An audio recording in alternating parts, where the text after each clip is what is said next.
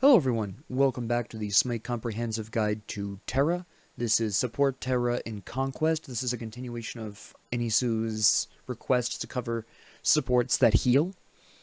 And Terra is sort of just who comes to mind next.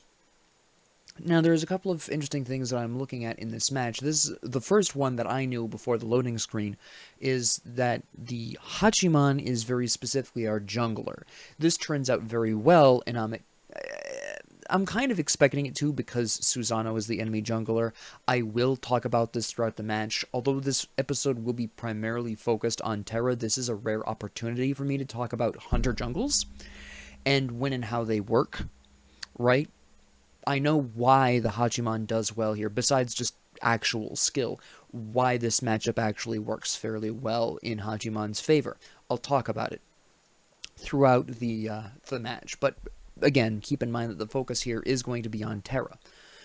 Now, as a support Terra, I'm registering two specific facts. First off, Cupid and Guan Yu have healing, but they're fairly weak heals. Guan Yu's heal does not scale, and Cupid, as a hunter, his priority isn't going to be healing.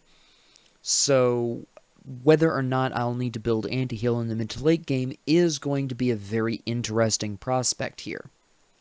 Maybe I will, maybe I won't, but I'm kind of keeping in the back of my mind that the possibility exists that I may need anti-heal. The second thing I'm looking at here, again, as a support Terra very specifically, is the Vulcan and Cabrakan. Neither of them can easily get out of my route, and I know then, as a fact, that I can really shut these people down in a team fight very easily and very quickly, so I'm kind of registering that in the back of my mind as well. Furthermore, Vulcan's turret is going to be not as big a threat as maybe it normally would be, because I can just simply, lock down Vulcan after he uses his turret, and also damage the turret at the same time. So the turret of Vulcan's is going to be a bit less concerning than it normally would be in a lot of these matches. So these are the things that I'm thinking about right off the top of my head. Alright, so let's pop forward 30 seconds, because it's just going to be me. I'm going to be building the war flag. Obviously, we have two hunters, right? Plus Terra's fairly strong auto attacks. If I do need anti-heal, I'm going to want Toxic Blade, so I'll be using my auto attacks for that. So I'm building War Flag here, and I'm going to go immediately into Sovereignty. Again, building Gauntlet of Thebes is very risky on Terra because she has a tendency to accidentally kill things. You're actually going to see this quite a bit in this episode on me accidentally killing several things, actually, not intending to. And it's about at this point that I'm wondering if the Hachiman is building for jungle correctly. This is what I'm checking here. He's got the Eye of the Jungle. That is exactly what he should be building here. I am relieved. Some Hunter jungles build Boomba's Dagger for some reason. When you're playing a Hunter jungle, you are going to be looking for that Eye of the Jungle. Now, I don't know if HB Central here is being sarcastic when they say they've been hard countered, because the Susano matchup versus anyone who isn't an assassin is actually a good thing for the non-assassin jungler. I'll talk in the future about that, so we pop right off. And you'll notice I actually don't, I'm actually going to leave this unpaused, I don't immediately blast my walls. I leave them for a couple of seconds, and it's only after the first harpy dies that I trigger them, right? This is because as long as those stones are standing, I'm getting a cleave on my auto attacks, so I get to hit all three of the harpies with my autos, and it's only after the first one dies that I go ahead and slam the stones, because at that particular point in time, I know that, that's not really going to be as much of a problem. Now, I missed an opportunity to stun Cabrakan out. You can actually see me barely miss this. Right, I throw these up, and I should have immediately popped them off here. I didn't hit the button fast enough, just didn't hit the button at all, because I wanted the cleave, and then I decided to have them slap together so I could try to get the archers done and out of the way. Cabrakan, obviously, with his great early game level 1 wave clear, he goes ahead and applies pressure. I'm trying to keep minions off. I throw the wall out to prevent Cupid from doing too much damage to Kernos. Cabrakan goes, with the shockwaves again. I try to do some damage. I'm backing up. It's, but he takes a lot of damage here, and this is because the Kernos is focusing him, the minions are focusing him. I unfortunately don't have anything really up, but now I finally hit level 2, and I'm going to grab my dash so that way if I want to. Now, I grabbed the dash for a very specific reason, right? I want to have the option of shattering my wall slam in case I want to have that conic conic blast of damage, right? I don't necessarily want to be increasing the healing right now because at level 1, that is an abnormally small amount of healing. It really doesn't make a difference this early in the game. It's more useful early on as the root / the damage. It can be used as a healing early game. I do use it in the early game for healing occasionally, but this early in the game at level 2, it really isn't as important as having at least the option of smashing your wall slam so that way you can actually get some distance, some ranged damage if you really need it. It's really great for clearing waves, for dealing damage to enemies at a distance. Now, Hachiman calls a gank, and this is probably because of the low health of Kraken. Maybe, well, I'm assuming he probably knows Kraken's a nightmare. I initiate, I do some damage. I probably shouldn't have brought the Heart Bomb back to Hachiman, but I wasn't paying enough attention. You know, we're trying to lock down this Kabrakan because he's going to be a pain. I killed the Kabrakan. That wasn't necessarily deliberate. This is more of just desperately trying to kill him before he gets away, because of course he does have that move speed. And while I do have the mana, there's no guarantee that I'd be able to hit him later, so I'm just swinging like a wild lunatic. I just happened to be the one to get the last, you know, the final blow. It was more of, you know, it just kind of happened than anything else. It wasn't necessarily a deliberate steal. It's just more of, you know, whoever hits him gets it, you know? So now we're going to initiate. Now, I get confused here, because I don't assume the Kernanos is going to go for the Oracles, and I dislike splitting camps 4 ways. It's one of the worst ways you can split experience. Alright, but the Kernanos goes for it, so I go for it, because I certainly am not going to be able to kill the buff by myself. So we split that 4 ways, very unfortunately, but then I initiate onto this, we take care of this, because obviously Kabrakan is dead, we have the time. And absolutely fantastic here. Now, the Kernanos, that's just habit, you know, once the support leaves, the ADC usually picks that up. That's, you know, fairly harmless. I'm sorry, once the ADC leaves. Once the support leaves, yeah, I think I said that correctly. So at this point, we're just trying to clear waves. I'm using this for healing, obviously. I'm just getting some poke on the Cupid. Now, that poke served 2 purposes for me as a support. That wasn't just, ooh, poke. No, there was a very specific reason. There's actually 3 reasons why I did that. 1, I had the mana. I have War Flag. I know I'm going to get that mana back in a relatively short amount of time. Even though it's a bit of a slower mana restoration than, say, Sentinel's Gift, it's still going to come back to me. I'm not worried about it. The second reason, and the primary reason I did that, is to pull the minion aggro to myself rather than Kernanos. Yes, I'm already past half dead, but I can still absorb that damage a little bit better than Kernanos can. I am healing off of my ability, my Monolith in the background. Again, I'm not really that concerned about it, but I very deliberately want to pull away that minion damage, right? Additionally, I'm more likely to survive a surprise attack by Kabrakan. He has been alive for a little while now. I am assuming he's going to reappear on the scene pretty soon, and I'd really rather not have Kernanos get stunned and smacked down by Kabrakan, because Kabrakan can hit very hard, okay? And I don't want to have the Kernanos accidentally have his dash stunned out of, and then get locked into a series of shockwaves while Cupid throws heart bombs at him. It's just, I've seen ugly things happen with Kabrakan. I'm not taking any chances. And at this point, since I have a kill, better me than Kernanos, because I can sort of catch back up a little bit easier than Kernanos can at this point, right? So I'm very deliberately pulling this minion aggro, so that way Kernanos is at absolute top health. Yes, he probably could lifesteal it back, but I'm not taking that chance, right? I'm the support, it's my job to keep him alive. The third reason is the stun. It is going to reduce the amount of damage that Cupid will be doing to our wave as it's coming in. It'll scare him off a little bit, so that's, you know, another reason, but the primary reason is to deliberately pull that aggro there. Right, now I want to go for these Harpies. We could go for their purple buff. I don't want to, and there's Kabrakan actually proving exactly why I don't want to. I'm not at full health, Kabrakan is. Cupid might not be at full health, but he's not a tank. He, you know, is able to maintain distance. As a support, I can't do that. I would very likely die for probably not much, especially since you can see Cupid healed himself up, I assume, using his hearts. You know, and you'll notice that I'm not really using my wall slam at this point. I'm really just healing up using the Monolith. Now we're gonna go for our Void buff, and I'll actually use my wall slam here because I don't want this to get accidentally stolen, right? Not something I want to see happen. I can't see them, so it's a risk. It doesn't happen.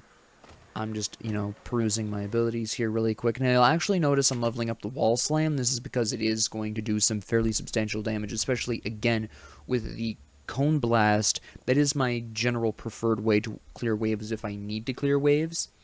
I just find the 2 Cone Blasts from the walls, from the Wall Slam, is just a lot more effective at clearing waves than breaking the Monolith, so I tend to level that up first. Alright, yes, increasing the Monolith does increase the healing. That is why the Monolith is the second thing I level up. But in the early game, again, that healing isn't supremely important. What is important is helping your allies cover waves sometimes. That tends to be a little bit more important as support, so I do usually increase the Wall Slam first in leveling with Terra, even as a support. This is actually something I consistently do whether I'm playing her in support, jungle, or solo, okay? It's just my baseline ability that I level up. If you're more comfortable leveling up the Monolith, that's fine, but just know that it's a bit slower on wave clear than blasting the 2 walls by running through them. Alright, but that is very specifically why I am increasing the walls here. I do want very specifically to be able to clear the wave a little bit faster. I was just checking the damage numbers there. I couldn't remember if Terra had been nerfed or buffed recently. And I still can't remember, to be honest. So we're clearing these waves. Cupid is obviously trying to poke me out, and he's succeeding at this. Now, how do I know that he was trying to poke me out and not committing? If he was going to commit, he would have dashed in, so that way I would have less leeway to maneuver. What he's actually waiting for here, and the reason why he's not full committing, is because he doesn't have his ults. That's why. This is also why I use my shell here, actually, because I would have expected at that point for the Cupid to full commit. He still doesn't. He literally just got his ult. I'm expecting a commit this whole time. That's why I'm hiding behind the tower and going back. Right? Now, I stop going back because I see the Hachiman coming in, right? I'm trying to dupe the Cupid here. You can actually see where I recognize that Hachiman is actually coming over. He's coming over here, you can see him here, and then I stop because he's actually committing, because I wasn't sure if he was going to turn around, but once he reaches about this point, I'm really confident that he is going to gank this. Now, there are a couple of reasons why he might want to gank this. One, the Cabrakan is once again very low, so it's a great gank opportunity. They're right up at our tower line, great gank opportunity. The Gold Fury is about to come up. Maybe if we kill these 2 and Habwa can do enough damage to Vulcan, maybe we can pick up the Gold Fury. Maybe. It's a possibility. It's not terribly likely, but it is something that could happen in theory, and it's... ganking here does give us at least the potential, right? So I'm going to move forward. I'm going to back a little bit to kind of make them feel, fine. I don't want them leaving. We initiate. They get suspicious. You can actually see them get suspicious. Cabrakan just now notices the Hachiman, but they were backing up before because they were getting suspicious. So why are we aggressing when I have literally only 200 health? Right? I'm not that healthy. Why am I moving up? Why did I stop backing? So they just are going back because at this point they are correctly suspicious. Cabrakan sees Hachiman, and Cabrakan's going to sacrifice himself for the good of Cupid. Cabrakan dies. Now, Cabrakan made the correct choice there, because by dying, he basically bought Cupid enough time to get the heck out of there, right? He's out. So the Cabrakan made the correct choice there. There was no way they were both getting out of that. The Susano kind of overstays here. I use my ult in the hopes that I can keep people alive. Maybe we can get some kills. Now, what's interesting is Hachiman takes that heal, and he loops around. Pay attention to the Hachiman, because this is very interesting. He loops around, and he just goes over here, and he kills the Susano. Now, the reason at this particular point, the Hachiman now has quite a huge advantage. This is a majority of where I'm going to be talking about the Hachiman-Susano matchup in jungle, and why it tends to favor the non-assassin junglers. Now, as far as assassins go, Susano's only move benefit here compared to non-assassins is his slightly higher baseline move speed, and it's barely higher, if at all. Don't quote me 100% on that. It's either the same or is slightly higher than other classes, right? But unlike most other assassins who have some ability that increases their move speed, which is great for them, Susano has either a ability that uses, that is basically a 3-hit combo where the last one's a dash, and he's got a teleport, right? That's fine. However, because these also happen to do fairly substantial amounts of damage as well, or they potentially can, they also are quite high on mana costs.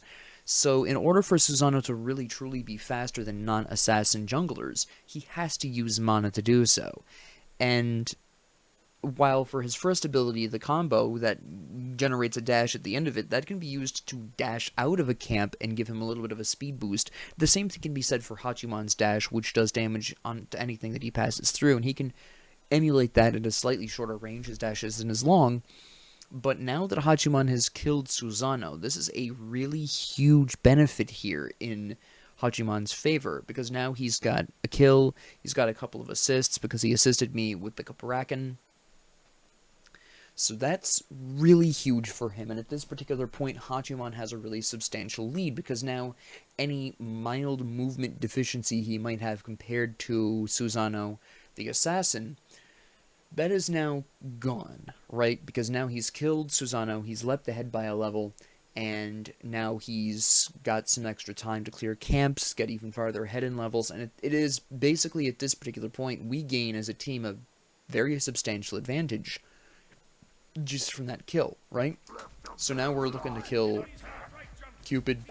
Hachiman goes in. Now I throw out my heal here because I'm hoping that'll be enough to keep him alive. It isn't, but he does die to the tower, so they get no credit. It's not ideal, but it's better than him dying to, say, Cupid or something. And the Hachiman is really cool about it. I did the best I could, but unfortunately there just wasn't anything else I was going to be able to do there. So I finished my sovereignty. I'm now working on Manticore's spike. And this is, you know, you're going to see throughout this match what I was talking about with the multiple possibilities of Terra generating spikes. You're actually going to see at one point during one team fight where I'm basically comboing one spike into the next. It's a really beautiful thing, but you'll see that later. So now I'm going into the mid lane. I'm, you know, level 5. Kabrakan anticipates me. He moves into the mid lane. Now he's gotten his, you can see he's soloed his own green buff, and at this particular point, and this is something you'll actually notice that Kraken really doesn't try that again, because Hobwa can interrupt him, I can interrupt him. At this point, I'm going to engage at this point, and the reason why I'm going to engage, despite the fact that I'm level 5 and Vulcan is level 8, is you'll notice Vulcan has almost no mana, okay? Whereas Hobwa, even though he's a full level down, he's got almost full mana. Okay, so I'm going to engage on this for that extremely specific reason. The Kraken actually does an absolutely fantastic job stopping me. The Kraken is actually very skilled. But I was 100% prepared to engage on that. The Kraken stops me. I wanted to engage on that, and, you know, again, the very specific reason why is because of how little mana Vulcan has. I, you know, try to engage again. Bracken gets away, they get reinforcements in the form of Susano. It happens, I back off because I don't want the 3v2, even with Vulcan having almost no mana. You know, Bracken leaves, Susano comes in, I try to ult, I get interrupted. I think my ult's gone off, by the way, but I'm engaging on Vulcan on the strength of the idea that I've ulted. I whiff my stun with the wall slam. It is at this point that I've realized my ult never went off, despite the fact that the visual effects did. Because you could see that, but it's fine. I think Vulcan's meatball popped me out of it, but again, I'm just trying to engage on Vulcan at this point. I'm fully prepared for the engage. Kabrak comes in here, Susano. I'm like, okay, I gotta get out of here, but then Hachiman teleports in, or he blinks in. I go and engage. That was my ult killing Vulcan there. That wasn't even intentional. That was the ult killing him. But I ulted because at this point it's a 3v3 and Hobwa has a lot of damage on him. I've got a good amount of damage, and my ult is going to equalize this, which is the really beautiful thing about Terra's ult, is that if you use it in the middle of a fight rather than, say, the start of one, then it's going to re-equalize if you're losing or emphasize your advantage if you're winning. So, on the strength of this, once again, I'm looking at Susano, I'm seeing he's got very little mana left. I am totally fine engaging on this, and I am going to try to do so. You know, I get the root. Hachiman's shooting his arrows. Unfortunately, Susano gets away. That's fine. We killed Vulcan. We got a nice lead for Hachiman here. You know, I'm just going to let this clear. I'm not really going to do anything. Just going to let it, you know, let Hobwa clear it. Now, I didn't bust out my healing there because I wasn't 100% sure if I would want to. You know, Guan Yu gets aggressive. He comes in here. He's trying to kill Mulan. We all come over. I whiff my walls. It's fine. I get the stun there. Guan Yu goes down, absolutely huge win. Now, basically everyone on my team is now at this point ahead. Pretty much everyone, okay? Either because they gotta kill themselves or something, and I think everyone on the team at this point has a kill. I have 2 because of my ult and killing the Kraken early on. But pretty much everyone is nicely ahead. So, you know, you can see me increase the monolith here. We're going to go back for the damage camp because it's up. We timed that accidentally quite well because there's 3 in mid again. Clear this. Great. Now, at this point, I notice that... Now, I don't talk about ward coverage enough in my opinion. I put down that sentry ward because the Susanoo has been coming in and out from their side of the jungle. This is mostly because he's behind at this point, so he really isn't going to be aggressive with his jungling. He's really not going to be trying to invade our jungle most of the time, unless he's supremely arrogant or just has a death wish, right? If you're behind in jungling, you don't generally go into the enemy's jungle. It's generally how you die. So I'm warding very aggressively because I know if Susanoo is going to enter the jungle, if Susanoo is going to enter mid lane, it's primarily going to be via their side of the jungle. Okay, so that's why I'm warding very aggressively, and I threw my sentry ward there because that is a very popular place to put wards. In fact, that is, you know, the enemy team has put down a ward there. I'm going to be looking to get rid of that ward. I'm trying to poke out Vulcan a little bit here. I'm not really serious. And you'll actually notice I miss my monolith because of the tremble. You don't see that very often where tremble is actually that useful. A lot of the times, sometimes it is actually worse for your allies, but in that particular case, I missed that monolith because I adjusted the wrong way for the tremble. I adjusted to the left, I should have adjusted to the right, so I was way off because I basically adjusted the complete wrong way. But it is very interesting to see tremble actually do something really significant, right? Now, at this point, you know, I've poked out Vulcan. I'm looking to go grab the ward here. Susanoo shows up. I'm not healthy enough to take on Susanoo. Here's Vulcan. I am definitely out of here, right? Halbwat's going back, of course. He's probably looking to buy some items. I'm backing up, trying not to get killed by Susanoo. You know, we've got the totem, so I'm getting back mana. I'm just trying to basically pull a Sylvanas and sustain. Hachiman ganks. Hachiman ganks right, and I warned them that I saw Susanoo going that way. That's very important because it's pretty important for them to know that he's coming in, right? And now I actually come forward to defend the lane based on the strength of the fact that Susanoo isn't here anymore.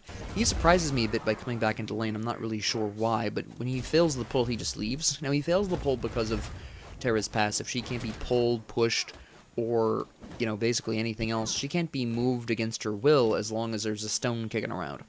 So, you know, he fails the pull and he just basically leaves, right?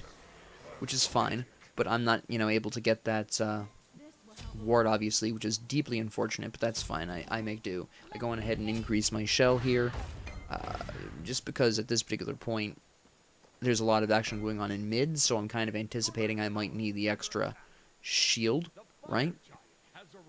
Because as you can see, Susanoo's been hanging around mid a lot. Now, the reason why Susanoo is hanging around mid a lot is very likely because he's really desperate to get a gank at this point. Now, I don't know if this is a score thing where he wants to bolster his score, or he just isn't getting as much jungle as maybe he should. Maybe his allies are stealing some of his jungle. I'm not 100% sure why, but he's definitely hanging around a lot in mid, and I suspect this is a reaction to him being behind in some way. So, you know, I see, now, I'm engaging on this right here, very specifically because I saw Hachiman starting to come up, right? So I want to engage on this, and Vulcan, of course, again, he's got no real escape. He's a really easy target for initiation, so I'm trying to initiate on Vulcan very specifically. Again, he's got very little mana. I'm, you know, doing this damage. I use my ult. I'm hoping to get some people through here. Unfortunately, I don't have my cooldowns yet, so Vulcan is going to wind up getting away. You know, Susanoo was pulling me out. I don't much care. I get out either way. He just lets me leave. We steal the damage buff. Wonderful time. They make zero attempt at saving this, despite the fact that because these minions are here, they know we're here. Right? So they make zero attempts at this, and, you know, we take their damage buff and off we go. Hachiman clearly going to go gank Cupid. Now, I'm not ganking Cupid because I see that Cabrakan is still in mid, but I am making a mental note at this point. Maybe I go right afterwards because there's a very strong possibility they're about to get ganked, right? That is basically what's on my mind right now. So I'm going to move over here, clear the wave with Habois. And meanwhile, the Susano kills the two of them. I wasn't in a position to necessarily do anything about that. Basically, while I was resolving to potentially go right lane after this wave, it's too late by that point. My allies laugh about the Susano laughing over their death spots. And that is definitely a blow here to the team, that we lose our jungler there as well as our ADC. Definitely potentially problematic, but it's not too big of a deal. We're just initiating and trying to poke out Vulcan. I dive a little deep for this. I probably shouldn't have dove that deep. Habois is now in trouble. He's doing some damage. At this point, I'm just trying to keep him alive, right? And he makes it out because the Susano does not pursue. I'm not sure why I didn't have the cooldowns to stop Susano for another couple of seconds. He might have been able to get Habois, but if he didn't, he was absolutely dead, so maybe he just didn't want to risk falling behind even further. He is starting to catch up now that he killed Hachiman, so maybe he wants to try to maintain that potential lead.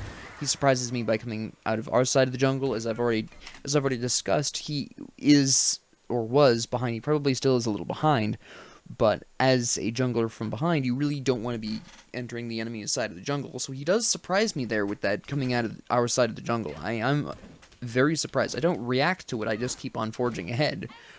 But I am very surprised to see him come out of our side of the jungle. So at this point, I'm just defending the lane for Habois. Habois arrives, clears that out. I'm looking to do a little bit of healing up here, and trying to figure out where they are, because they certainly weren't clearing their damage buff, right? I'm assuming they're taking it now. I want to steal it, but Susano is here at the oracles, so I decide, hey, let's gank him, right? So he ults, I throw out my stones so I don't get popped up, and then boom, he's dead. Again, that was my stone killing him. That was not an intentional kill. An intentional steal, let me rephrase that. The Cabrakan was an intentional kill, kind of. But the other two were just, here's my abilities. Now, at this point, I'm trying to stop Vulcan from going back. I actually way overcalculate. I only survived because of my enhanced shell. I'm looking to get out of dodge. I see a potential gank on Cupid. Hachiman calls for the Gold Fury instead. Sure, why not? I'll die for the cause. Now, you'll notice that the Hachiman is doing fairly well against the Gold Fury. This is for two reasons. One is my Monolith is healing him. Second, his Eye of the Jungle is giving him boosted HP 5 in the jungle. That's why he was doing so well with that, just kind of as a reference here. And at this point, I've got the Manticore Spike. Now I'm looking for the Shogun's Kusari. I'm going to wait a couple of seconds for the Enchanted Kusari so I get even more magic protections. And off I go. Because at this point, Vulcan is starting to hurt. Great job by the Mulan. Habois is clearing the damage buff. And then I'm basically just looking to get into mid lane here and split the wave a little bit more with Habois. Right? That is my goal right at this moment. Now I call gank here because I'm looking to be really arrogant. I attack the Cabrakan. I don't need to. He walks out with his first ability. He used that to eliminate the root. Or immune it, whatever. I can't remember. Pretty sure he just immuned it using his first ability, but he just walks out of that. That's fine. Now, you might be wondering, Professor, why did you assume that your root was going to be useful against Cabrakan if he's immune to roots when he uses his first ability?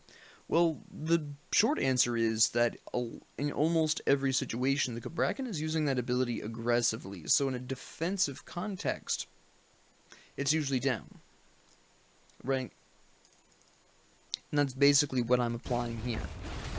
That he's using it to initiate, and that it's not going to be a problem. Now, you'll actually notice, I'm going to go back 10 seconds here. I'm looking to get some poke in here. Well, actually, to be honest, I full initiate. Susano shows up, I ult as a response. Right, I want the Habois to survive, he kills the Susano.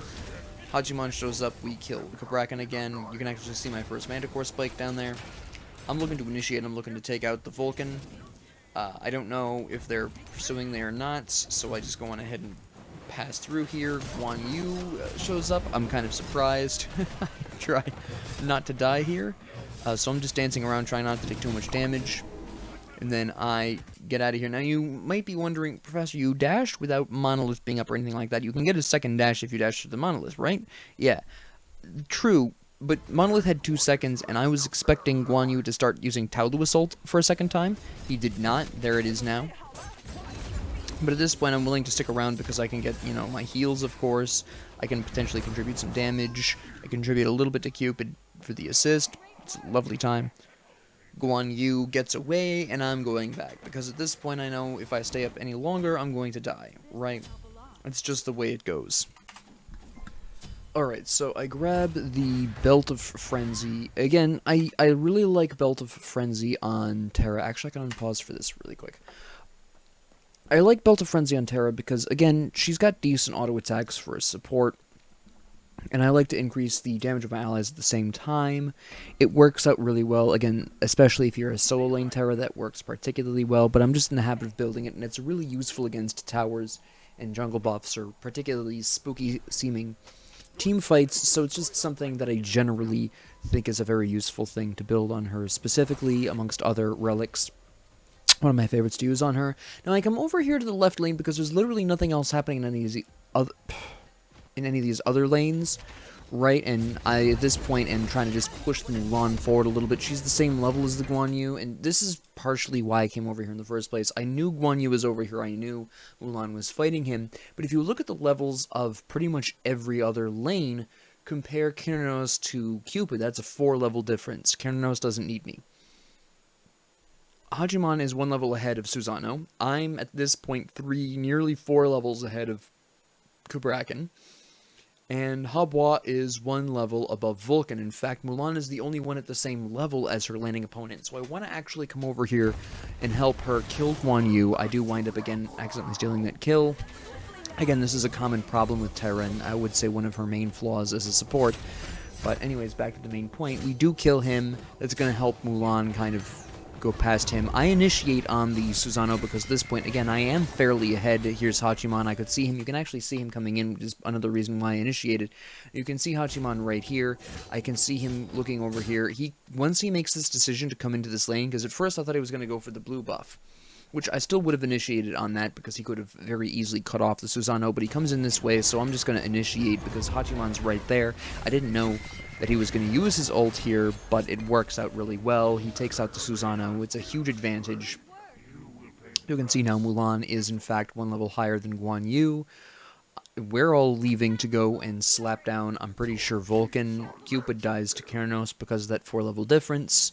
I'm not terribly surprised. We're going to go on to this Vulcan here. I accidentally say attack the Gold Fury. I didn't mean to say attack the Gold Fury. I meant to say gank mid lane. How I goofed that and said attack the Gold Fury, I don't know, because the Gold Fury isn't even up. But we kill Vulcan, we push that minion wave down. We're in a really strong position. I'm actually kind of surprised at this point the enemy team hasn't surrendered, because this is a very grim situation for them. Of course, again, I have War Flag, I'm building Shogun's Kusari. If I built Sentinel's Gift, I would have built Feyblast Hoops here instead. They achieve different things, but the base stats are similar enough that they're good substitutes for each other. But again, we have the 2 Hunters, so I want to emphasize that attack speed. Just heal up Habwa here, you know, get some farm. I'm not really looking to initiate on this because Vulcan is coming up soon. That's going to be a 2v3. Hachiman isn't paying attention. He's at the Scorpion. He just kills it. He goes back. I'm actually rotating to the right here very specifically because Keranos is so far up in lane that I'm very afraid he's going to get ganked soon, right? I don't know right now where Susano is. Keranos, he comes back, so I am no longer concerned. I move back to mid lane, because that's where a lot of the enemy team's action is. Habwa initiates. Now, I wasn't intending on initiating. I was moving to the left originally because I didn't want to initiate on a 3v2. Yeah, Mulan is kind of here, right?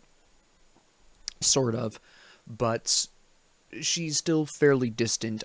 And even though we have quite the level advantage, particularly me over Kubrakan at this point, and the Habwa is now 2 levels ahead of Vulcan, I wasn't really comfortable going into the 2v3. Habwa, quite by accident, Habwa intentionally initiated here, which is why I deviated to coming over here. I put up this wall to discourage the Susano and the Vulcan from counter-initiating. I'm trying to cut them off from this, because I know at this particular point, as even I'm 3 levels higher than the Cabrakan, but I'm comparing, that's apples to apples. He's the support, I'm the support.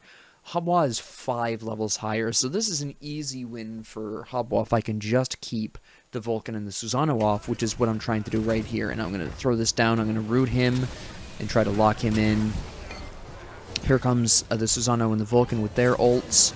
And here is Mulan. She initiated, well, she didn't initiate, she joined the fight. I'm, at this point willing to full commit because we have most of the team here. I'm trying to lock down this Cabrakan, succeed, because he'd already used his increased move speed, so he didn't get the root immunity because he already used that. We take the tower after killing Cabrakan. I'm trying to get the Vulcan killed. I'm trying to get my team to do the tower. Unfortunately, they don't, because at this particular point, I'm pretty sure that Guan Yu had come up from behind and was trying to attack. Yeah, Guan Yu initiated on the Habwa in an attempt to kill him, so my team had backed off at that point. Well, they'd already backed off at that point. So at this particular point in time, we're not in a great position. I'm thanking the Keranos because he discouraged the Vulcan from following me. I wasn't doing too well because I was continuing the fight when my team wasn't looking to do so.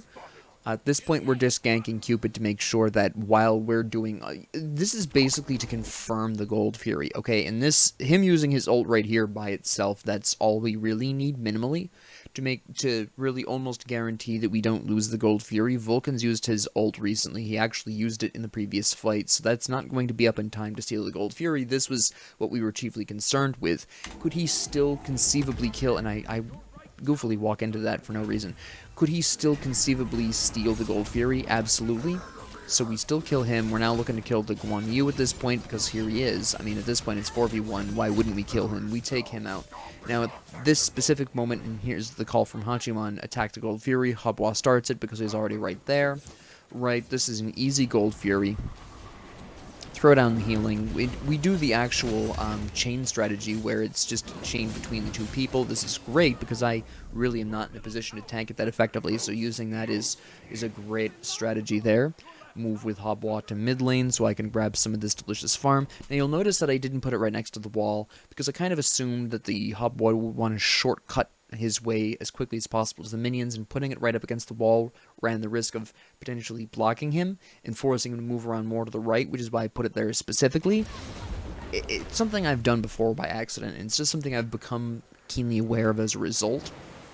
You'll probably do it a couple of times before you kind of get used to the idea that you can accidentally block off your allies. Now at this point, I'm thinking to myself, alright, do I need anti-heal right now? And I think about it for a bit. But my ultimate conclusion is no, but let me start up on this just in case, because if I don't need anti-heal later, then I can always go into Breastplate of Valor, right? Maybe I pick up Contagion, maybe I pick up Breastplate of Valor, but getting to Stage 2 is still going to set me up for the physical protections I want anyways, so we'll start with that, and we'll see where it goes from there, right? That's basically why I'm very specifically building that. I'm not sure if I need anti-heal, but if I don't, then I want the cooldowns from Breastplate of Valor. I want the increased protections, physical protections from Breastplate of Valor, right? Now, I am initially going over to the right jungle here because, and I'm correct on this assumption, I'm assuming Keranos is going to get ganked, right? He's getting ganked by Cabrakan, but I also see Hachiman moving in towards mid, so now I have to kind of make a decision as the support. Do I continue to go towards Keranos and try to save the Keranos, or do I turn around, go back, and try to help Hachiman? Right? Now, I decide very specifically to help. Originally, I was going to go for the Keranos. I was going to help the Keranos. You can see I turn around for 2 reasons. One, Vulcan and Susano were following me. I realized this because you could see on the minimap, you can actually see right here. Right, I go through here, they leave me alone because they're not really probably expecting to be able to kill me because I'm the same level as them. Now, Cabrakan whiffs his stun, Keranos gets away. Keranos, for reference, is 9 levels ahead of the Cabrakan, so he's not really in much danger. But watch the Vulcan and the Susano. They're following me, and as a support, I don't want to be bringing them to Keranos. Basically, it has gone from me choosing who to help to suddenly I'm being followed by 2 enemies. If I continue to move towards Keranos, even if Keranos gets ganked, I'm bringing 2 enemies with me. I'm bringing Vulcan and Susano, 2 pretty substantial sources of damage. If I don't move to Cernunnos, then all he has to deal with is a level 11 Bracken, who is very underleveled at this point, and a level 15 Cupid. As a level 20 Cernunnos, he's not really going to be that hard-pressed for this, to be honest. Okay, so what I do is I turn around, and I'm going to help the Hachiman, more because I don't want to bring these two to the Cernunnos. They do, in fact, initiate on me. Right, well, technically I initiate on them first by punching them. Here's Bracken. That's, in my mind, good news. You can actually see the Cernunnos dissecting the Cupid off in the distance by himself. There goes Cupid. I'm just at this point trying to get out alive. The Hachiman clears the way for me, which is great. The Hachiman played this absolutely perfectly. I'm able to get out. They chase. Vulcan throws his ult. I barely survived that through some miracle. I suspect it's because the Vulcan hasn't built enough penetration yet. That's something I'll check later on. I activate my damage increase because I want to make sure the Vulcan dies. He dies. I don't know where the Susanoo went, and I'm kind of concerned about that. I don't know where Guan Yu is. I'm kind of concerned about that. But we're going for the mid lane. Mulan is here so she can tank it. I'm not too concerned, but I do have some mild concerns at this point. Right, so here's the minions. I throw down my healing. We attack the tower. Mulan is engaging on Susanoo. That's great. I was originally going to initiate. Mulan backs off. I'm leaving, right? So at this particular point, Guan Yu is trying to split push. Habwa is moving to interrupt. They're about the same level. Habwa has a 1 level advantage. Now, I don't know why Guan Yu is trying to split push here. There's a couple of problems with this. Now, I've talked for quite a long time about how effective Guan Yu is in the solo lane. You might be wondering, well, Professor, why did Mulan do so well against Guan Yu overall, aside from the ganks, right? You can actually see that there's actually a moment later on in this match that it's particularly emphasized where the Mulan is aware enough of Guan Yu that she consistently was using, based on how she plays, and of course, like I said, the move she does later, she very clearly was consistently interrupting Taolu Assault with her arrow shot, which pulls him out of Taolu Assault because it's technically a stun/pull. So it stops Taolu Assault, which is why Mulan is one of the very few warriors in the game that can actually do fairly well against Guan Yu very consistently. She's one of a few. So she was, first of all, very definitely doing that, but this is an interesting mistake by the Guan Yu here for the very specific reason of, consider things from Guan Yu's perspective for a minute, alright? Be Guan Yu for a second. You're down 3 levels, right? Well, at the time he was only down 2 levels, but you're down 2-3 levels, and you just got the notification that your mid laner died. I believe we killed Bracken earlier, so he died. Cupid died. The enemy just took mid tower, right? Now, paying attention to the minimap would have revealed that Mulan, your laning opponent, Hachiman, their jungler, or at least I would hope he would know that Hachiman was our jungler by this point, and their support, me, were at that mid tower. That does not explain where Cernunnos is, who maybe he knows is in right lane based on minion vision, and he doesn't know where Habwa is. But even if he knew where Habwa was, he would have, to make the attempted split pushing, you are basically sectioning yourself off here in order to try to take down a tower. That Guan Yu isn't particularly good at taking towers. He's an ability-based god for the most part, so he isn't great at taking towers. He doesn't usually build into attack speed. He doesn't usually build into high amounts of penetration. I will actually wind up, while I'm checking what the hell Vulcan is building, I will also be checking what Guan Yu is building, because this particular move confused me for the reasons that I'm listing currently. So Guan Yu just isn't that great at taking towers. Usually he leaves that to minions. And being already behind and knowing that it's very unlikely your allies are going to be able to help you, this is a very questionable strategic decision. Right now, I understand that when you're behind you want somebody split pushing, yes. Sometimes that is the solo lane, yes. But whenever it is the solo lane, it's usually because it's somebody who has the ability to effectively take towers. Someone with an auto attack focus. Someone like Erlang Shen, Hunter solo. Someone like that. Guan Yu is none of these things. Guan Yu is not particularly effective at taking towers, and in fact, the only reason he took the first tower is because it had already been heavily damaged by that point, right? So there was much less work for him to do, and he, I guarantee you, had minions under that tower with him as well for the first towers. That's why he took that so quickly. We didn't even, at least I didn't even notice. But now taking the second tower, that is a huge risk. You are basically unnecessarily putting yourself at an extreme risk just to try to take a tier 2 tower, which, yes, it is important, but again, you're sectioning yourself off. You know you just lost the mid tower. You don't know where we are specifically, but you can roughly guess based on the fact that Susanoo ran away from Mulan from speed buff, right? So you know we were roughly at the speed buff point.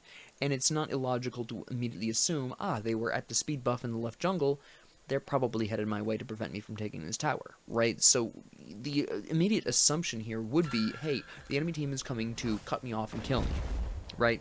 And he is actually making an attempt to flee, partially because Habwa is slapping, but partially because he is, I'm guessing, subconsciously aware of that. He's trying to ult, he's trying to put pressure on Habwa. I get nervous, you can see me get nervous about this. I don't know how hard he's going to commit to that. He doesn't wind up committing very hard to that. Susanoo comes in to save him from mid lane. Susanoo dies for absolutely no reason. I don't know why Susanoo hard committed now.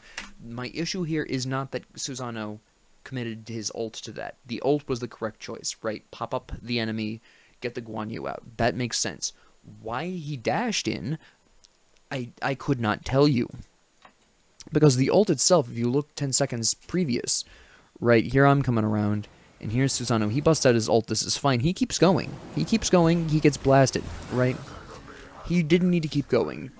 All he needed to do was throw his ult out there to buy Guan Yu the time he needed to get out. So we abandoned... Well, I want to abandon the Guan Yu chase because I don't see that as being particularly profitable when we have the Fire Giant here. Now, this is something... This is the team's only really huge mistake.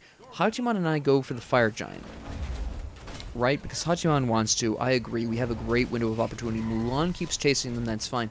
The Habwa... See, okay, this is the issue. The Habwa does not commit with us. He really should have. He didn't have a whole lot of health, but I heal, right? I am Terra. I heal. I heal a decent bit. I also have the benefit of Sovereignty as HP 5, so I have that benefit as well. He really should have come in with us and helped us try to take this Fire Giant. There's absolutely no reason why he shouldn't have also helped us with this. We have Mulan chasing down the enemy damage in the form of Vulcan here. We have Cernunnos split pushing right lane and killing Cupid again. We are at no risk here.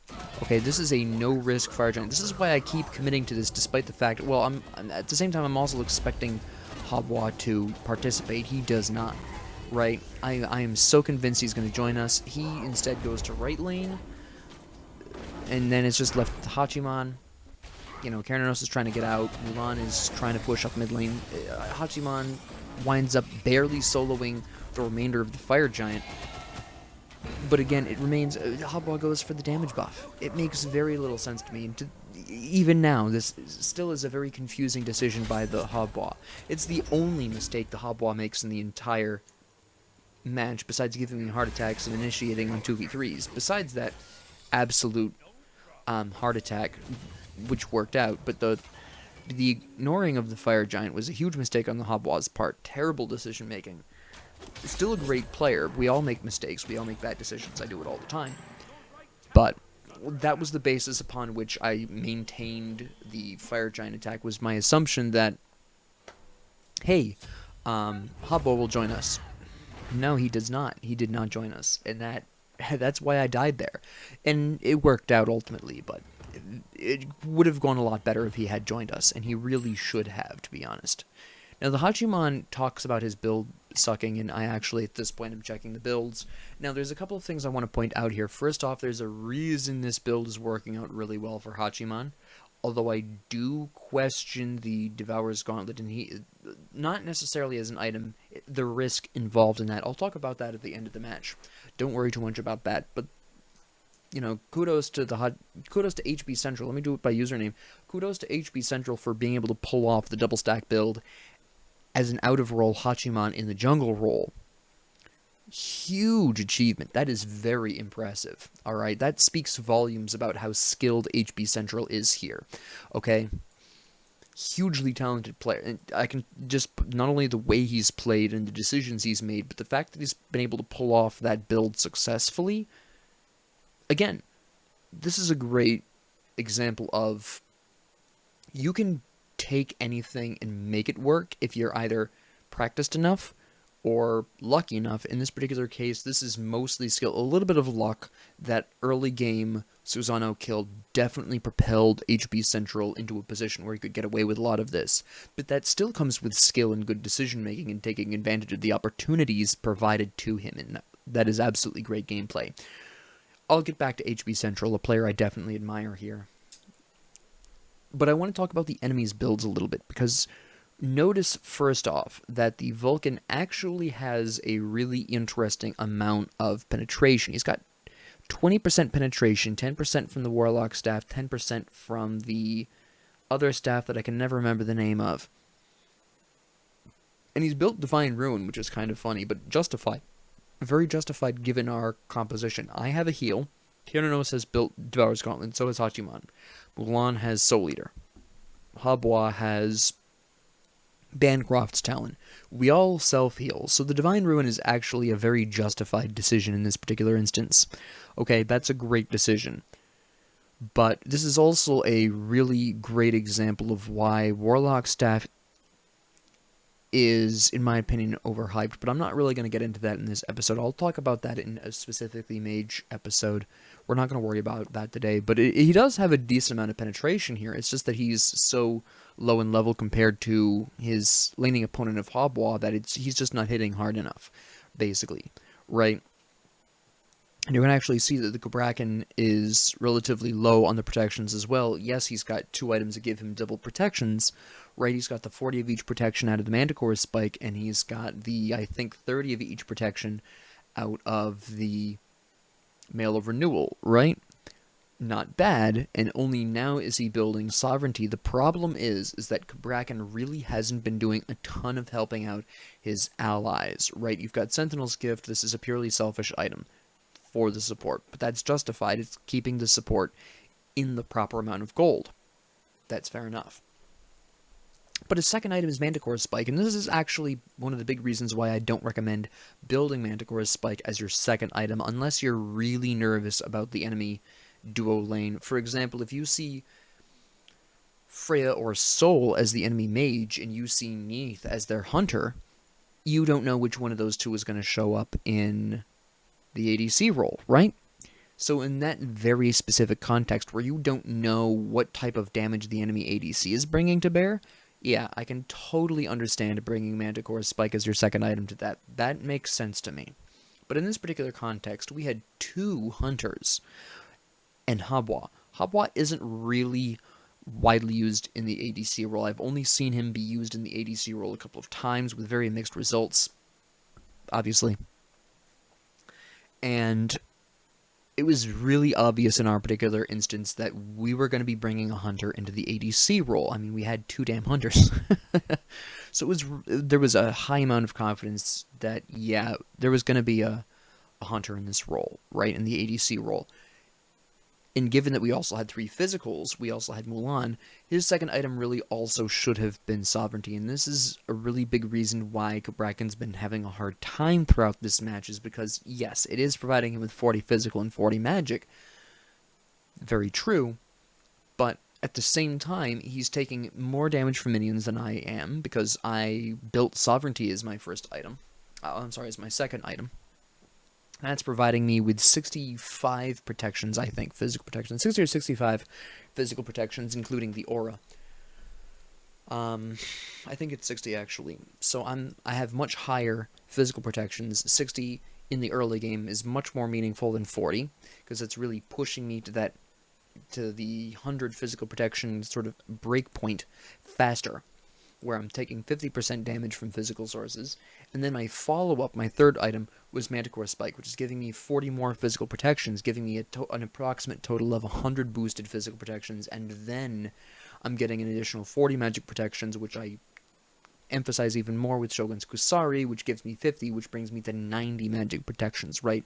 At this particular point, I have 90 plus of each protection, throw on the war flag, I have a grand total of 100 to 110 of both protections in the same amount of items, and I'm just, including my first 3 items here, he's got 70, 80 of both protections, and he's, breaking into... This winds up being, I'm assuming here, by the way, I make a mistake in judgment right here, actually. I'm assuming that's sovereignty he's working on. It is not. It is Emperor's armor. This winds up getting me killed later on. You'll see what I'm talking about in a little while, in actually pretty short order. But this mistake gets me killed, and this is me mistaking what he's going to be building as his item. I'll explain why I assumed incorrectly. There is reasons that I assume it's sovereignty. One of them is that there are 3 physical on our team, so it's the logical choice here for him to be building sovereignty at this point, right? Anyways, back to the point. I'm assuming sovereignty, that's going to be 60-ish protections, so that'll wind up being 140-ish physical protections and leaving him in the general vicinity of 80-ish magic protections, and in that amount of time, I'm looking at 100, 110 of both protections, right? So, again, the interesting thing, and yes, he's building these partially for the passives, but Mail of Renewal's passive only triggers once a minute, basically. It has a cooldown, it has an internal cooldown of a whole minute, 60 whole seconds. That's a long time for a passive effect. Compare that to Sovereignty. Constant HP 5. Alright. Manticore Spike he has, I'm not going to cover that.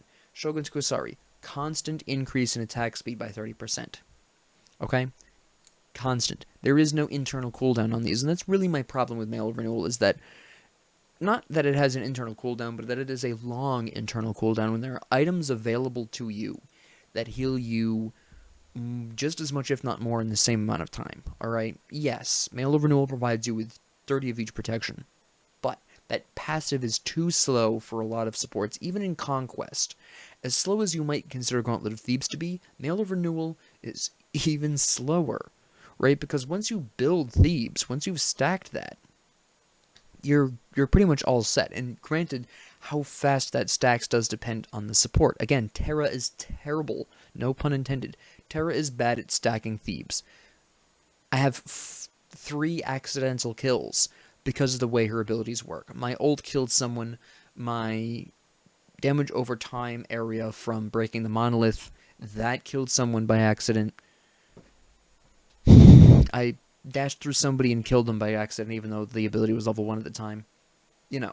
She accidentally kills a fair number of people because she does surprisingly large amounts of flat damage. Okay? Again, I have 0 magic power. I'm not trying to kill people. It just happens. That's why Terra is bad at Thebes. That's why I don't normally build the Gauntlet of Thebes on Terra. It just takes her too long due to this.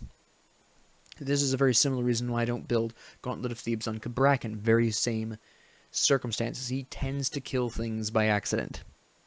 Oh, quite a lot of things. Minions, gods, everything.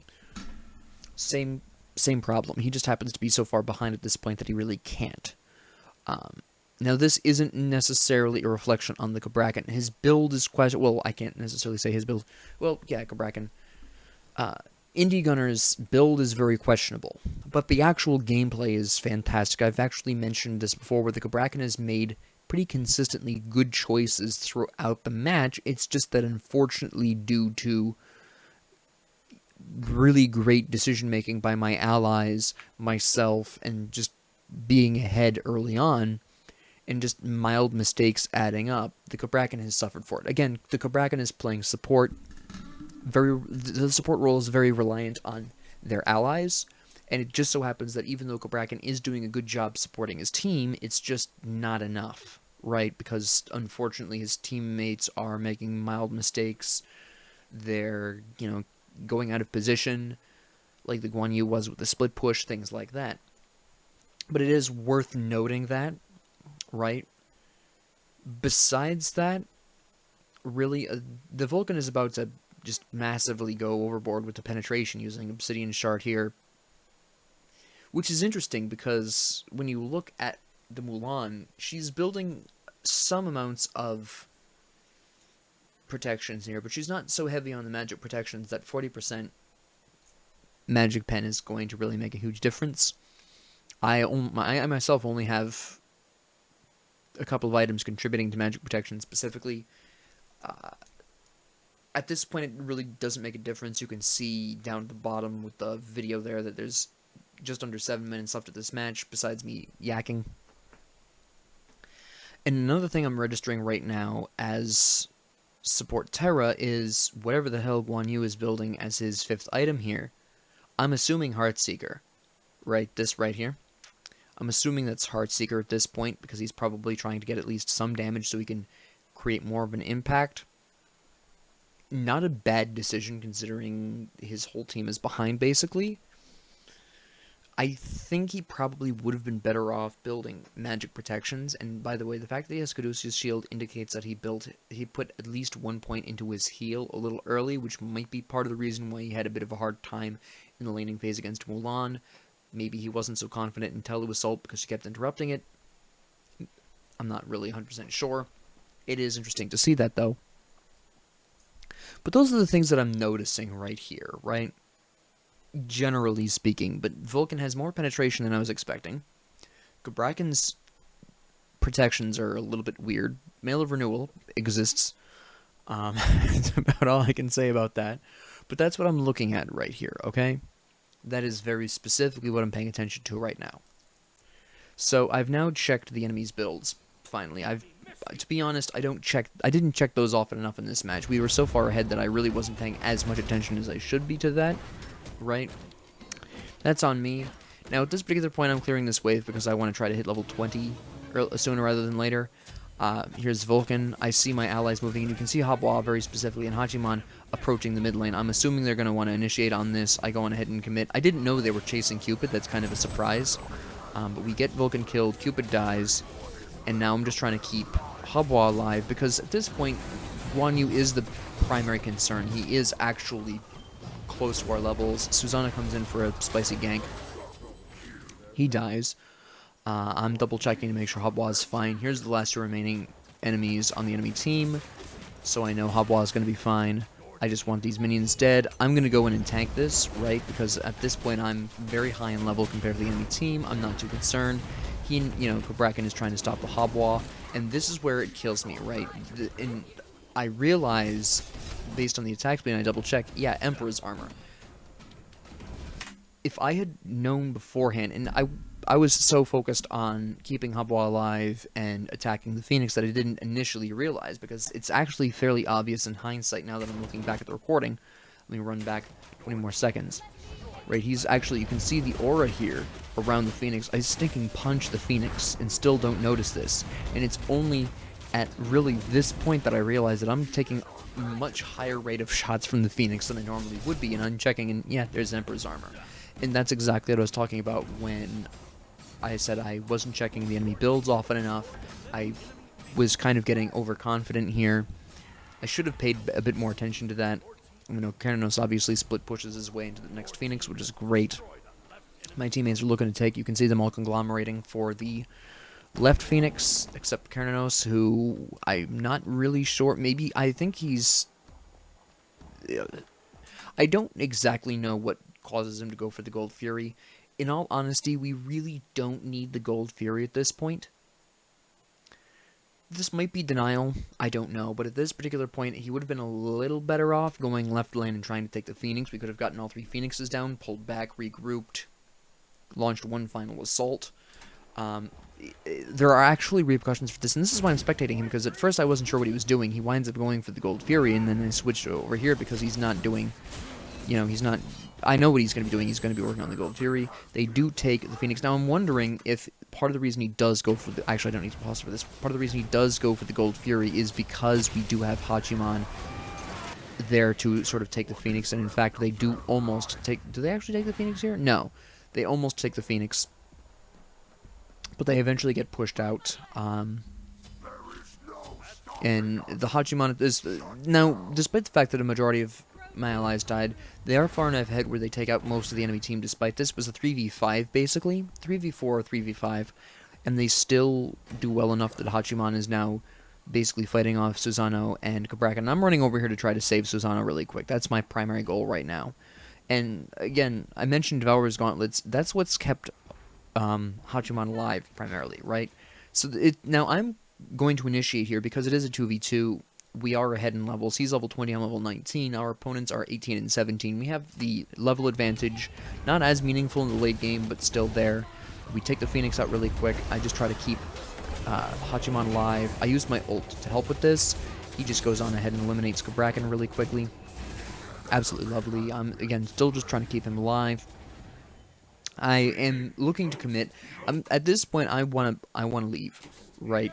Hachiman goes in. Alright, and he's kind of farting around here. He leaves. So what I'm going to do is I was going to push up this wave really quick. I was just going to get some poke. Hachiman comes back.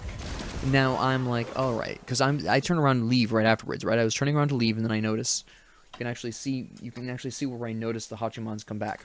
Right, so the Hachiman leaves, and I see him leave, and I'm like, alright, I'm going to cause a mild distraction. I'm going to get some poke. I'm going to make sure he gets out fine. Right? I'm going to make sure they don't follow him, because Susano can catch up to him, obviously. Susano has 12 different movement. Well, he's got 2 different ways he can catch up to Hachiman very quickly. So I turn around at this point, and then I realize, hey, Hachiman's right here. He's looking to go back in. Alright, I guess we'll go back in. I don't think it's necessarily a great idea. In fact, I just throw down my heal really quick, because I just want to heal up myself. I want to give our allies some time to catch up, you know, make the enemy nervous with the Titan. Susano ults me, that's fine. I have a stone up, it's not really going to be that big of a deal. He doesn't hit that hard right now because he doesn't have that much penetration. Hachiman's, you know, trying to do some damage here. He gets ulted by Cupid. I can't save him because there's very little I can do about Cupid's ult, unfortunately. And now I'm about to die, so I'm trying to get out, right? The enemy doesn't follow me because they're primarily concerned about the minions. I actually don't think that I like the Hachiman's joke, by the way. The surrender vote was because the Hachiman was joking that he's throwing the game because he did go back in when he really should have left. He was originally leaving, he came back in. There was no reason for him to come back in, right? Also, I forgot to mention, you can actually see down there, I do wind up going with the Breastplate of Valor because I don't feel I need anti-heal, right? Now, the original reason I went into Breastplate of Valor is because I figured, back when I built it, I don't need Contagion for this. They're not healing enough. If I really need it, I can build Toxic Blade. You can see where I'm going for Gem of Isolation here, and I'm going for Gem of Isolation because throughout the match, you've probably noticed, the enemy team has allowed themselves to be rooted fairly consistently, right? So I know, because of that they're also just not in a really big hurry to leave my damage area from the Broken Monolith, so I also know that Gem of Isolation is probably going to be unusually effective, more effective than it has any right to be against this team composition, but I'm moving in on this because obviously my allies are looking to take the Fire Giant here. They're doing this for the final push, essentially, right? So we're just going to take the Fire Giant really quick. There's very little risk here. The enemy team is too busy trying to prevent their Titan from dying to fire minions. I'm going back because I need to heal up. I want to grab Gem of Isolation. I wind up grabbing War Banner instead because that's more important. Don't have enough for Gem. Go for the increased Breastplate of Valor. Gem of Isolation is a nice to have. It's not a need to have, so that's why I didn't prioritize it here. War Banner is going to be more effective with the increase in attack speed. It's going to mean more. You can see the Mulan and the Kernanos quite rightly initiating with the Catapult. That's fine. Right, so they're going to go over there and do that. Now, I'm originally planning on pushing up this mid lane. They don't need me in left lane right now. They, in fact, even back. Vulcan comes up to kind of interfere with this. Now, the reason I want to push up this wave is very specifically because I wanted the wave to take out the Phoenix. It doesn't wind up happening, so I'm just going to go and join the Catapult, right? Meanwhile, Habwa is killing Cupid over there while trying to split push. Right now, I'm just... you can actually see where I kind of hesitate, where I'm thinking to myself, do I want to go over with Habwa? Right, you can actually see where I kind of consider, do I want to join Habwa or no? Because Cupid dies, and I'm like, do I want to go over there and help him? But I decide ultimately that my best option is, in fact, actually to create a distraction here. And I'm just going to use the Catapult to kind of force the distraction, force some kind of fight or something over here. Vulcan buys it, he comes over, he takes out the tower. I'm sorry, not the tower, the Catapult really quick. Great for him. Hachiman pushes mid lane. I'm just going to make sure that the Cabrakan doesn't interfere with this. Cabrakan tries to stop him, he's too late. I'm just at this point trying to keep Hachiman alive. We get onked by Cabrakan. Again, a good move. Hachiman, I'm not really sure what happened to him there. I think Vulcan hit him with a meatball, and he panic ulted in response, but it works out. He takes out the Vulcan with Hopwa's help, and at this particular point, we just basically win. Now, my allies get supremely arrogant here, and they start going for people in the fountain. You can see where the Guan Yu was just standing in fountain because he'd clearly given up, and his team didn't feel like surrendering, because his team have at least the honor and decency of dying on their feet. And we do, in fact, take the Titan. Now, I am going to be talking about the builds a little bit here, but essentially, this is a lot of where my decision-making was going with Terra, very specifically throughout this match. And I want to talk about some really interesting things that you may keep in mind when you play Terra, right? So, again, there's a lot going on here in this match. Now, I already talked about the Hachiman. The only thing I want to add to the Hachiman really quick before I go back to Terra is normally building double stacking items as a jungler is a fairly big risk because your primary source of stacks as a jungler are the jungle camps, and those are 3 minions each, 3 stacks each. And that can take a little while, right? It's not very often that you can see that you see a jungler successfully building 2 stacking items and doing well with it.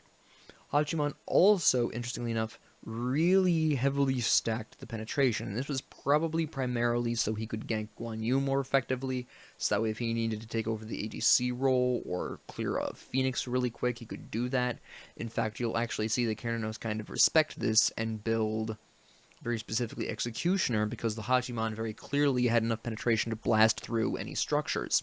This is actually part of my criticism and part of the reason why I did not expect Emperor's Armor out of Cabrakan.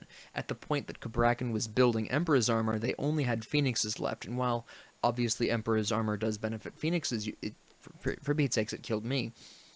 Usually, if you're going to be building Emperor's Armor, you're going to build it earlier on, so that way at least some, if not most of your towers that you're under will gain that benefit, and you'll be able to use that more effectively to defend those towers. I've already covered basically my other issues with Cabrakan's build, right? And I want to re-emphasize that whereas I was increasing the physical protections of my allies with sovereignty, Cabrakan was not, which is part of the reason why our team fights were a little bit better, is because my allies were taking less damage from minions, they were taking less damage from towers, they were taking less damage from the enemy physical damage, Cupid, Susano, Guan Yu. They were taking less of those damage sources, and that's very important, especially against Guan Yu, for Pete's sake. He's got Taldo Assault. Really helped out my allies with that. Cabrakan basically didn't really help his allies that much in terms of his itemization. His decision-making was fantastic, but his build decisions were not necessarily not supportive, but they weren't as supportive as they could be. This is something I would more expect to see out of possibly a solo lane Cabrakan or something like that, where this would make a lot more sense. And I'm wondering if perhaps Indie Gunner is a solo main who just uses Cabrakan usually, wound up with a support role, only really knows Cabrakan and just took it into the support role. It's just a possible theory in my mind, I don't know, but this feels a bit more like a very tanky solo lane build with a different starter item. Obviously, Sentinel's Gift. That's kind of what it looks like to me, because the actual decision-making, like I said, was very good on this Cabrakan overall. There were obviously a couple of bad decisions, but generally speaking, the Cabrakan made good decisions throughout. I pointed out a couple of them, especially early on. Besides that, and the Guan Yu's relative lack of dedication to the magic protections, and there's the Heartseeker, by the way, that I had anticipated earlier that he was building. There it is. You can see it as the final item here, right here. But really, one of the big reasons we succeeded was the Hachiman did kill Susano early on, nullifying a lot of Susano's advantages over Hachiman and allowing Hachiman a lot of breathing room, and that just kept on happening. Susano kept dying more to unfortunate decisions, bad luck, things like that. It happens. Everyone has off games. But it was really at that point that the Hachiman was really able to take control of the jungle and do whatever he wanted, even though he's not as fast as Susanoo, generally speaking. Even if you have the same movement speed, Susanoo has two different ways of moving from camp to camp, one of which he can just use to blitz out of a camp really quick. With his 3-hit combo, you do the first 2 hits, you clear the camp, you use the dash to make progress towards the next camp, generally speaking. And then you can, if you're really desperate, you just bust out a nice little teleport from, you teleport to Susanoo's storm that he throws out, and boom, you've got even more terrain traversed in a very short amount of time, right? Hachiman can't match that, but the problem with that from Susanoo's perspective is that costs a lot of mana. And I think build-wise, the only mistake Susanoo really made was building Hydra's Lament as his 4th item and not his 3rd.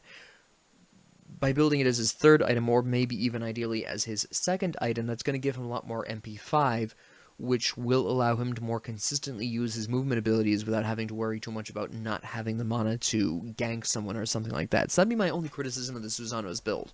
But for the most part, it was just a series of unfortunate decisions, basically, on the enemy team. And you'll also notice, interestingly enough, a lot of enemies who could have gotten out of my route didn't. Susanoo is the standout example because he's got 2 different ways of escaping my damage area from the broken monolith, and he never really did. Guan Yu also had some potential to do that with his dashes, but they were always down for some reason. Kabarakan could easily have escaped that as well by just activating his first ability, but because he used it exclusively for initiation, it was never up, which I kind of assumed a lot of Kabrakans play that way, with good reason. It's a very effective initiation for a support Kabrakan, and actually for most Kabrakans in general, jungle Kabrakans, solo Kabrakans, they all want to use that first ability as initiation because it's very effective for that purpose. But it does leave Kabrakan vulnerable to routes that he would normally not be as concerned about because he can normally just blast through those with his first ability, which makes him immune to routes when he uses that. At least it used to. I'm not 100% sure it still does now, but I'm pretty sure. Right, even Cupid never dashed out of the route or out of my damage field. Well, he might have once, but I don't... Overall, he did not, right? There's a lot of ways the enemy could have gotten out of my route that they just didn't take advantage of, which is why I was starting to build Gem of Isolation. They weren't respecting my crowd control, and that's something that gave me a lot of power that I shouldn't have had as a support, right? They just did not respect the crowd control I was able to bring to bear, right? You'll actually notice I did not build, say, Lotus Crown. I didn't build, I didn't build Fate Blast Hoops because I was building Shogun's Kusari, but I didn't build Lotus Crown, and I could have. And the reason why is because a lot of people really underestimate the amount of crowd control Terra can bring, the effect Terra can have on a team fight. And in fact, in my opinion, she's lower down on the tier list right now, partially due to that. People just don't respect how impactful she can be in team fights because people read her kit and they see, yeah, you've got the stun with the 2 slamming walls. That's nice and all. Everyone has a stun. Oh, you've got a root. That's easy enough to escape. And yes, on paper, roots are one of the easier crowd controls to escape from, but at the end of the day, if you don't respect that route, it will get you killed, and I was able to accomplish a lot of devastating crowd controls, both the stun from my walls and also the roots from breaking my monoliths. Both of those were very impactful due to the fact that the enemy just was not respecting them, right? I could have changed absolutely nothing about my gameplay, because I was just playing as Terra should be played, right? It was just simply a matter of the enemy team just not really paying attention to my root, my stun. They didn't do anything with it. And as a result, they got locked down and killed in a lot of situations where they really should not have been, right? And I think that's a really great example of how important it is to be aware of the levels of crowd control, not only the support, but enemies in general can bring to bear. I've mentioned it in other episodes before, where the crowd control, how much crowd control certain roles have access to can really make or break a lane. Hunters and solo laners very specifically, because they are typically in one-on-one fights, right? Guan Yu is a standout example. Mulan had a form of crowd control of a stun in her arrow pull. I mean, it has a pull attached to it, sure, but the stun part of that deal is what forces Taolu Assault to stop, which throws Guan Yu's wave clear or boxing capabilities just completely off, depending on which one of the two you use, right? Because Taolu Assault has low enough cooldown, plus the reduced cooldowns from using Warrior's Will to dash. Dashing through an enemy reduces that cooldown by 2 seconds, I think. So it's an even shorter cooldown than it would normally be. So you typically get to use Taolu Assault once on the wave and then once in a boxing match after the wave is dead. Usually. But Mulan was very obviously, based on how well she did compared to Guan Yu and how well she did in lane, she only died to him once. She was very clearly interrupting that Taolu Assault with her arrow shot, and from there being able to outbox Guan Yu, as I suspect was happening. She was probably choosing to let him clear the wave, and then using her arrow to cancel his boxing Taolu Assault so she could outdamage him in the boxing matches, and by that method wear him down slowly, which is how you should be fighting Guan Yu as Mulan. Some warriors find it more important to prevent his wave clear. It really depends on the specific warrior. It also partially depends on how you're building. But overall, Mulan approached this, I'm pretty sure, the correct way of stopping his boxing. Because Mulan, if she can stop that Taolu Assault, she's going to outbox him every damn time. As long as he can't Taolu Assault during that boxing match, which, again, she can ensure he doesn't. Right? And that's one very important example. Now compare another instance of Cernunnos versus Cupid in this particular instance. Cupid's only real source of crowd control is a hard bomb, but he needs to have landed 8 auto attacks first. So that is a very, very delayed stun on that hard bomb. You have to hit the 8 auto attacks, then you have to hit the hard bomb, and then you have to wait 3 seconds, right? I believe it's a 3-second cooldown on a timer on that. Cernunnos, meanwhile, busts out the Bramble Blast, and if he makes direct contact, boom, you're rooted. And Cupid isn't able to dash away, so Cernunnos may have the weaker crowd control on paper, root versus stun, but he can bust that out instantly, where Cupid has to be very careful that he's got the 8 auto attacks lined up, he's got to hit the heart bomb. You know, Cernunnos does have to hit the Bramble, sure, so we can remove the hitting the heart bomb part, right? We're gonna just assume Cupid hits it because we're assuming Cernunnos does.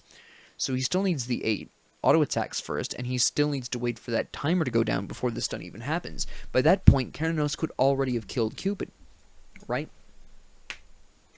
So it's very tough for Cupid in a lot of 1v1s against other hunters because of that insane delay on his crowd control. Most hunters will be able to outbox him just due to that one fact. Neith's root, instantaneous. And if she hits a weave, it's even longer range than Cupid can manage with his heart bomb, right?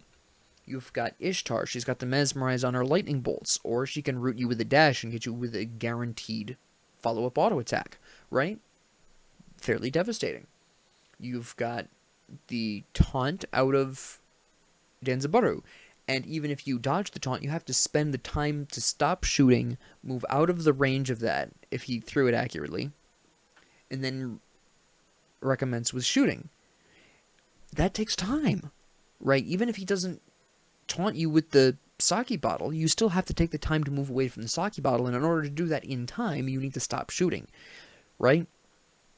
I don't know how often you've played against Danzabaru, but that's generally how not getting taunted works. Usually, depending on, again, how accurate the Danzabaru is with the bottle throw.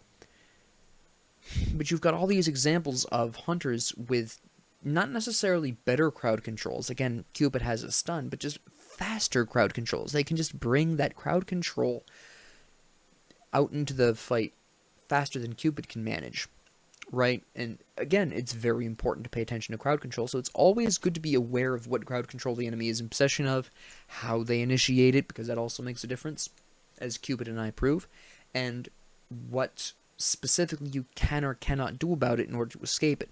Nobody was respecting my route. Nobody waited for me to use my route before using their forms of escape, right? And keep in mind, even with Breastplate of Valor, Terra has pretty long cooldowns. I think even with 40% cooldown, you're still looking at 12 seconds on monoliths regeneration. 12, 13. I think it's 13 seconds, actually. Between 12 and 13. That's still a decent amount of time, right? A lot of these escapes probably are back up by about the same time, so it's pretty easy to consistently escape the root at the very least. Not necessarily the stun. That's really going to depend on how many escapes you have, if you've got beads, whatever. CC immune, CC immune ult, whatever. But the root is very easy to consistently escape from because of how long that cooldown is. Again, it's just a root, it's not a cripple. But nobody was respecting it, so they just allowed themselves to be rooted, basically, for no reason.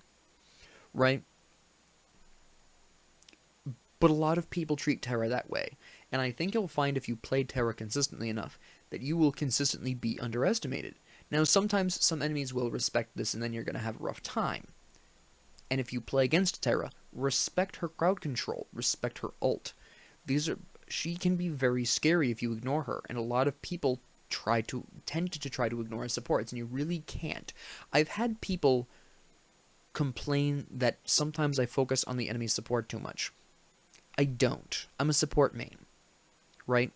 I've been playing this game for 7 damn years. Sure, there have been people who've played it for longer, right? But it's consistently been playing this for 7 years, almost every day, with, I think, a total of 6 months break where I didn't play it every day. I played it every couple of days. But for the most part, I'm playing at least a game every day, minimum. And in that time, I have had games where a majority of my impact was me playing perfectly normally, still playing well, but playing normally, but the enemy team just not respecting the crowd control I can bring to bear. It happens a lot, okay? If I'm focusing on a support, it is because I am very genuinely concerned that they're going to lock down someone and get them killed. It's never necessarily a bad idea to at least spend some time attacking a support. You don't necessarily want to blow your ults on a support, okay? If you're a damage dealing role, you don't necessarily want to use your ult on a support unless it's to confirm the kill. Right, they're going to get away. Your ult is the only way you can kill them before they escape. Ult them. That's fine. But to ignore the support is to basically ignore the setup guy, right? And then one of their allies takes advantage of the setup, basically throws the punchline at you, and suddenly you're the butt of the joke and dying and going back to Fountain, basically, right? To use a rather weird analogy. But, Cabrakan, he's got 2 stuns, he's got the tremor, and he's got the walls. If I leave Cabrakan alone, he can do a lot of really scary things to my allies to lock them down and make sure Vulcan ult hits, Susano ult hits, that somebody isn't going to escape from Guan Yu's Taolu Assault, that Cupid can land a nice clean ult and prevent them from running away after that, right? There's a lot that Cabrakan can do to lock down the enemy, and with his team composition, that's a very scary prospect. There are a lot of big ults on that team. Like I said, Susano, Vulcan, Cupid, even Guan Yu's ult can be really hard-hitting if he's doing it right, which he was. The Guan Yu was using his ult, generally speaking, well enough. Especially adding on Glad Shield and Heartseeker. Very potentially scary amount of damage coming out of Guan Yu, even as far behind as he was. Cabrakan locking down someone is basically almost ensuring their death sentence in most circumstances. So, I paid at least some attention to the Cabrakan. Okay, that's why I will pay some attention to the supports. Not necessarily all the time. And sometimes I will go overboard and spend too much time looking at the enemy support. But a lot of people will complain about you as a support going after the enemy support, and they'll complain about it not understanding that, hey, we leave this support alone, they're going to lock you down, and then some enemy is going to come in and take advantage of that lockdown and slap you into the fountain, okay? Respect supports. Even if they're behind, be aware of what they can do. Alright? It is very, very important. And I'm also very lucky in this match to have had allies that were still cognizant of what Cabrakan could bring to bear. You can actually see where they would back off a little bit in the early to mid game until we got so far ahead it didn't matter anymore. But in the early to mid game, where they were still very seriously potentially in danger from getting killed by enemies, that they really respected what the Cabrakan could do, right? And you can see the way in which they sort of maneuvered around that, and that's important. But the enemy team did not do the same for my crowd control, and so my allies were able to do a large amount of damage to them with very little trouble, because, again, I was able to basically freely root and stun them with very little consequence, very little reaction. They didn't do anything about it, right? So I hope this really at least gives you a better idea of how to approach Terra, what kinds of things you want to be thinking about as Terra, why I'm making certain decisions in this match. This is by no means going to be the only time you're going to see Terra, either in the support role or in Conquest in general, but I want to at least touch upon playing support with other healers while we're on the subject. So you'll see other healers first before we return to the comprehensive guide to Terra, but we at least have a sort of introduction to Terra here. Alright, so with that being said, thank you all very much for joining me. If you liked this, please like and subscribe. If you didn't, please ignore me. And if you have any comments, questions, concerns, ideas, suggestions, or requests, please leave them down in the comment section below. And thank you all very much for joining me, and have a great 24 hours.